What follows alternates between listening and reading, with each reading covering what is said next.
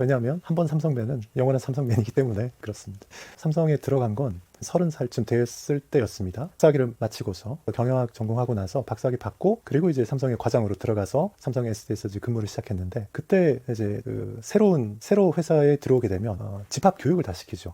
뭐 얼마간 몇 주간 이렇게 합숙해서 개발하면서 이제 교육을 받습니다. 그럴 때 삼성의 스피릿이 거기 이제 주입되는 거죠. 근데 저는 그 이전에 이미 몇 년 전에 뭐 대학원 석사과정 학생일 때부터 저는 삼성맨으로 훈련을 사실은 받았습니다. 그 당시에 이제 기업과 협약을 맺어서 교육하는 테크노 MBA 과정을 이제 운영을 하고 있었는데 삼성에서 오신 분들이 굉장히 많았습니다. 네, 그분들과 이제 친하게 지내다 보니까 그냥 삼성에 입사하기 전부터 삼성맨이 됐던 거죠. 삼성에 입사한 이후에 본격적으로 저한테 이렇게 형성된 삼성의 스피릿은 다른 게 아니고 이건희 회장님께서 프랑크푸르트 선언을 하면서 그때 정립한 그 스피릿입니다. 그 삼성의 정신이 있어요. 그 당시에 그 회장님께서 뭐 자식만 빼고는 다 바꿔보자 뭐 이런 식으로 해서 이제 뭐 했다고 그런 이야기가 있는데 조금 더 구체적으로 들어가면 삼성이 그때부터 프랑크푸르트 선언하면서부터 불량품들 다 모아가지고 다 없애고 질 경영을 선언을 했습니다. 질 경영. 양이 아니라 질로 승부를 봐야 되겠다. 그게 정말 중요한 계기였죠. 질로서 이제 승부한다. 1990년도 아마쯤이었을 텐데 질 경영을 해야 되겠다. 물건 더 이상 만들지 않고 일본 업체들을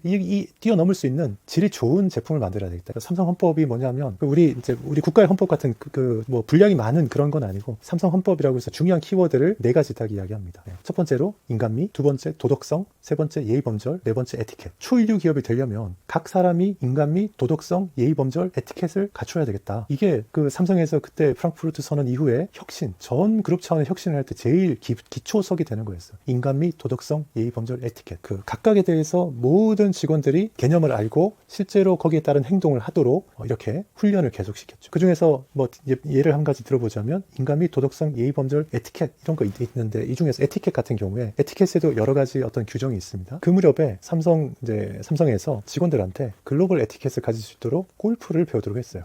골프가 되게 중요한 비즈니스 툴이거든요. 도덕성 이야기하는데 도덕성에서 과연 무슨 얘기를 하는 걸까 이렇게 싶은데 제가 받은 일종의 세뇌는 어느 정도까지 됐냐면 이런 사례가 있어요. 삼성에 들어오는 사람들은 똑똑하지 않은 사람이 하나도 없다. 공채로 들어오는 대조공채 직원들이나 경력으로 들어오는 사람들이나 우리가 뽑는 사람들은 다 뛰어난 사람들을 뽑아. 그런데 팀에 배정해서 일을 하다 보면 이 사람이 성과가 안 나고 일을 잘 안 해. 잘 못해. 이럴 수 있잖아요. 그러면 전통적인 접근은 일 못하는 쟤 문제 있어. 쟤 잘라. 이렇게 될 텐데 이때부터 바뀌었어요. 인간미, 도덕성, 예의범절 중에 삼성헌법 두 번째 도덕성에 이게 딱 해당이 되는데 남의 집 귀한 자식, 능력 있는 자식 우리가 어렵게 뽑아가지고 배치했는데 개인의 성과가 안 나오는 거는 얘의 문제가 아니라 지도를 제대로 못한, 리드를 제대로 못한 팀장의 책임이다. 팀장의 도덕성의 문제다. 이거는 이렇게까지 얘기를 하는 거예요. 엄청난 거죠. 그러니까 이런 것들이 이제 저한테 딱 들어있는 거예요. 인간미, 도덕성, 예의범절, 에티켓 거기서 얘기하는 어떤 덕목과 행동 강령 이런 게 딱 있는.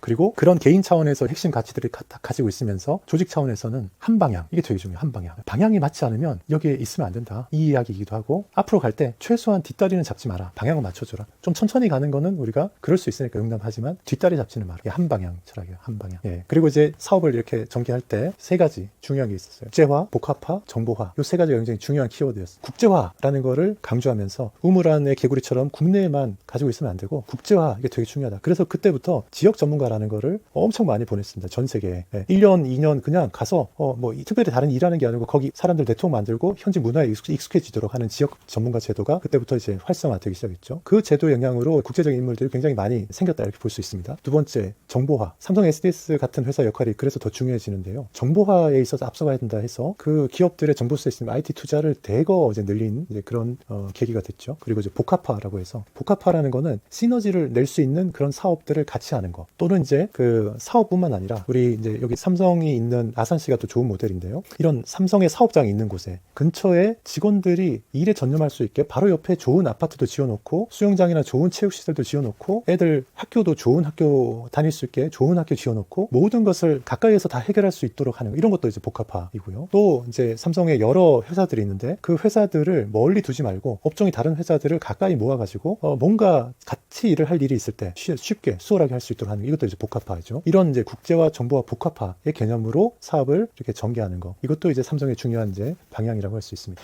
이런 것들을 통해서 아까 개인 차원에서 이야기했던 삼성 헌법, 인간미, 도덕성, 예의, 범절, 에티켓을 갖춘 사람이 한 방향으로 질서정연하게 한 방향으로 힘을 내고, 그리고 국제화 복합화 정보화라는 이런 세 가지 중요한 원리를 통해서 사업을 전개하고, 그럼으로써 질경영을 달성하고, 질경을 달성함으로써 초일류 기업의 수준에 오르는 거. 이게 삼성맨들이 가지고 있는 철학이에요. 이게 수십 년 전에 이제 저한테 들어온 이 삼성 스피릿이 지금 이렇게 제가 설명할 수 있을 정도로 이렇게 이제 저한테 DNA로 남아 있는 거죠. 그래서 저는 삼성맨이라 할 수 있습니다. 제가 지금 보여드리는 이 책은 이건희 경영학 삼성웨이라는 제목의 책입니다. 서울대 경영대학의 송지훈 교수님하고 이경목 교수님이 지은 책인데요. 이 책이 2013년도에 이제 출판되었습니다. 2013년도는 이건희 회장님이 프랑크푸르트에서 모든 것을 다 바꾸보자고 질경영을 추진하면서 이제 초일류 기업을 지향하고자 프랑크푸르트 선언을 했던 1993년도로부터 20년이 되는 해입니다.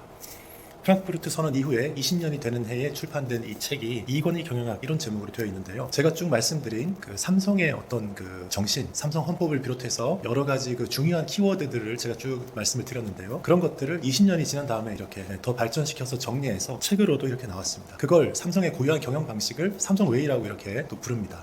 이 두 분의 교수님들이 정리한 그 삼성웨이라는 것에서 뭐 중요한 키워드들을 좀 몇 가지 한번 말씀드리자면, 삼성웨이의 구심점 해가지고 소유 경영과 전문 경영의 조화, 그리고 양 위주에서 질 중시 전략으로 바꾼 것, 또 사람의 질을 추구하는 것, 그리고 세심한 관리와 큰 관리 동시에 추구하는 것, 위기의식에 기반한 제일주의, 이런 것들이 이제 삼성의 경영의 중요한 특징이라고 이야기하고요. 또 이제 삼성의 성공 요인으로 스피드 창출 역량, 그리고 복합화 시너지 창출 역량, 그리고 진화적인 혁신 역량, 또 경쟁적인 협력 시스템, 뭐 이런 것들을 삼성의 성공 요인으로 이렇게 이야기하고 있습니다.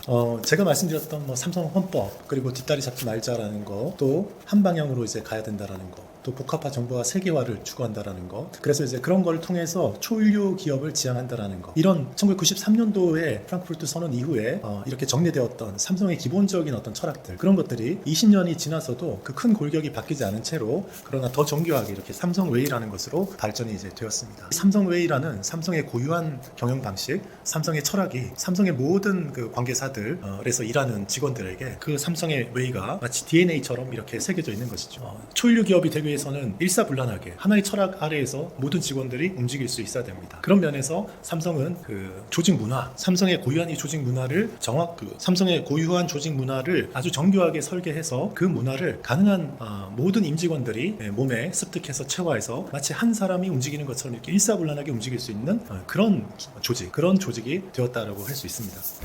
바로 이렇게 삼성웨이라고 정립된 이런 철학, 삼성의 어떤 고유한 사고방식, 이런 것들이 저에게 새겨져 있다는 것입니다. 그래서 아산 박사 이윤석은 삼성맨이다, 이렇게 말할 수 있다는 것입니다.